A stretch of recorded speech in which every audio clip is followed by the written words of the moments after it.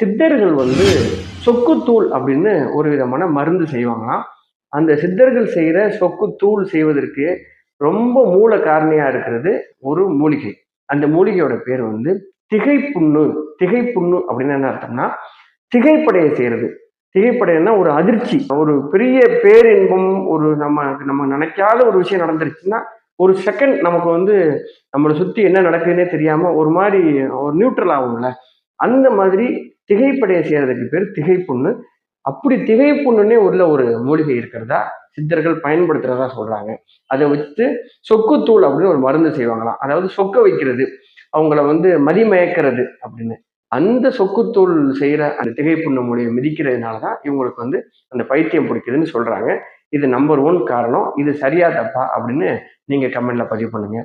number 2, இதுல வந்து போகர் அப்படிங்கிற சித்தர் வந்து ஒரு முருகன் சிலையை செஞ்சு